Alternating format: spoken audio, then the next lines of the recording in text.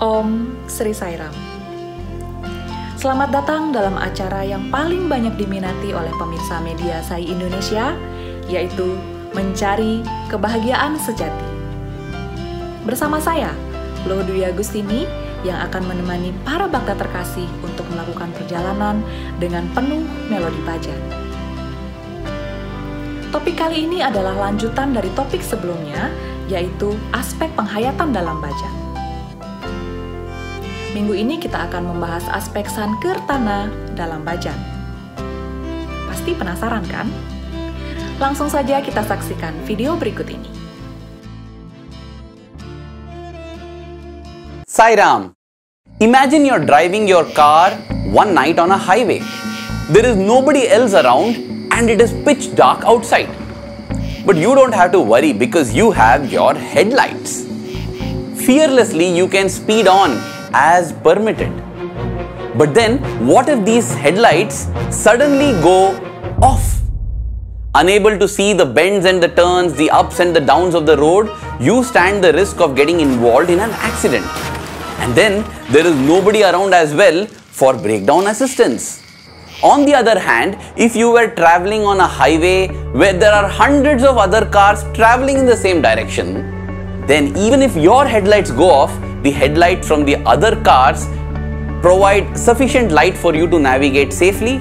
And in case there is a breakdown, there is assistance available from all the others who are traveling. That is the difference between Kirtana, which is individual devotional singing, and Sankeertana, which is group devotional singing, as Bhagwan Sri Satya Sai Baba says. On this royal highway to God called bhajans, it is much more effective and safer to travel in a group. The light of love and the warmth of devotion from all the devotees assembled is sure to inspire the same in us as well, even if we lacked it when we started off.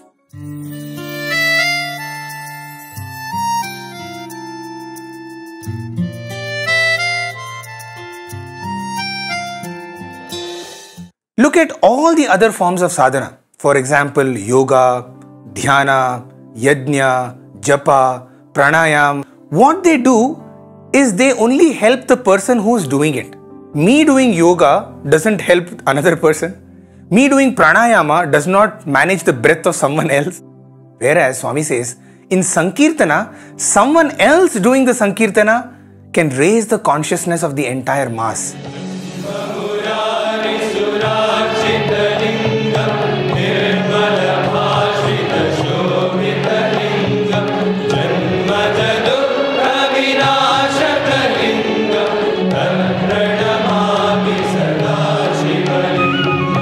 Someone else singing beautifully, or the person sitting right next to us feeling, brings those feelings in us also. In fact, there is no preparation required for Sankeertana.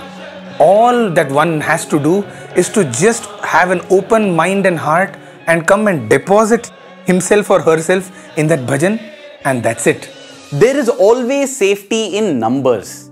Whether it is the wildebeest in the savanna grasslands, the zebra at the watering hole to quench their thirst, or even sheep returning home at dusk after grazing, they always stay in herds to protect themselves from dangers lurking around using the synergy of the herd. So too, we can protect ourselves from the enemies lurking around, Kama, Krodha, Lobha, Moha, Mada, Matsarya, which is desire, anger, greed, lust, envy and pride, using the group synergy. Speaking of synergy, I am reminded of a beautiful incident that is best narrated by Brother Ravi Kumar. For Sai students, the most painful way of learning a lesson from Swami was when Swami would stop talking to the students in order to teach them a lesson. So there was this one instance when I was in college. Swami had stopped talking to the students, so much so that he would come out and give darshan to all the devotees. But when he would come near the students, he would turn towards the wall and he would walk into the interview room.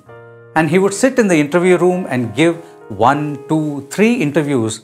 And in fact, he would come only during the middle of the bhajans so that he could come out of the interview room, go sit on his throne for a couple of bhajans, take the Mangala Arati and then come out from the bhajan hall and straight go into the interview room and into his residence. And even after 2 weeks, Swami had not started talking to the boys. It was as if the students were not having food for 2 weeks.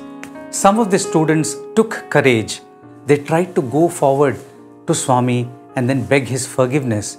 But then Swami would very sternly look at the boys and ask them to go back. And after that, nobody took courage to go in the front and ask Swami. So what had happened in the hostel was a bustle of activity. After the evening bhajans in the mandir, the boys would go back to the hostel. So those who would do Vedam would do 1 hour of extra Vedam. Those who were in the bhajan group would do 1 hour of extra bhajan. Then those who would do the Hanuman Chalisa would chant that a couple of times more. So after another week of such fervent prayers from the boys, one day all the boys went to the mandir. The prayers that were pouring forth from their heart was at its zenith. And as soon as Swami sat on the throne, this bhajan started. Sai Prem De. And the brother who was to sing this bhajan could not continue beyond this, because that is what he was praying for. Swami Prem De, Swami, I want your love. And the other 400, 500 boys who were sitting in the portico, the moment they heard this prayer from the heart, Sai Prem De, everybody broke into tears and they cried their heart out. And this brother could not continue beyond that, beyond the couple of words. Swami, the loving mother, could not contain himself. In one instant, he sprung up from his throne. He literally ran out of the bhajan hall into the portico and he called forth to all the students. He said, come, come my children.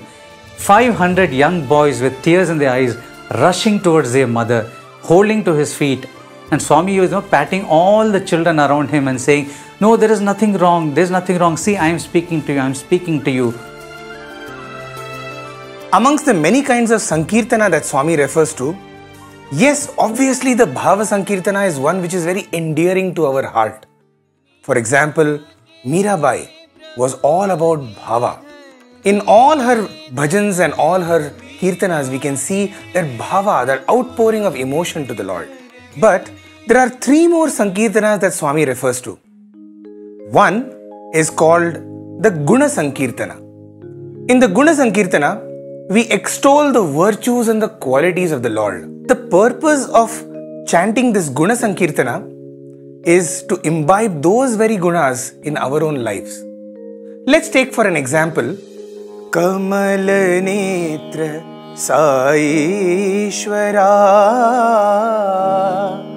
Kaivalya Teja Sureshwara Kamal Netra Sai Ishwara Megha Shama Gana Gagana Sharira Shanta Brahmamaya Abhayakara Megha Shama Gana Gagana Sharira Shanta Brahmamaya Abhayakara Kamala Netra Sai Ishwara. The next kind of Sankirtana is Leela Sankirtana. Again, a very beautiful and very endearing kind of Sankirtana wherein we extol the Leelas of the Lord. And there are plenty and myriad Leelas of the Lord, whether it is Lord Shiva in terms of Neelakantha or Hala Haladhara, or when it is Krishna, we talk about Govardhanagiri or Kaliya Mardana. All of these are the Leelas of the Lord. Let's take one bhajan which talks about the Leelas of our Sai. So we all know that during the Mahashivratri, the entire world would witness one of the most stupendous miracles of our Lord Sai.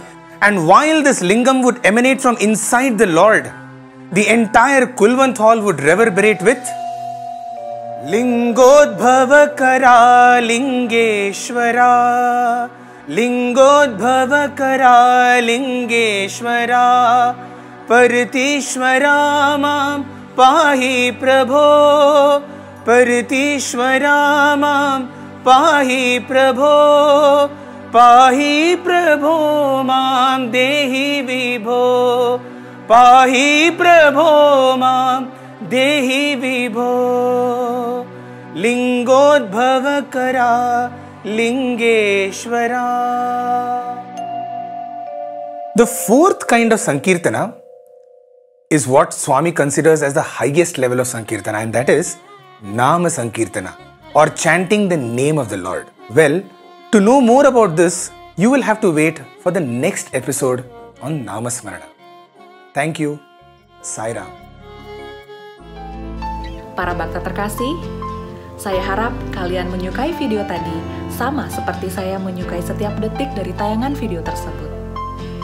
Nah, untuk banyak video lainnya, jangan lupa untuk klik tombol subscribe di channel kami, Media Sai Indonesia, dan jangan lupa untuk like, share, dan komen video kami ya.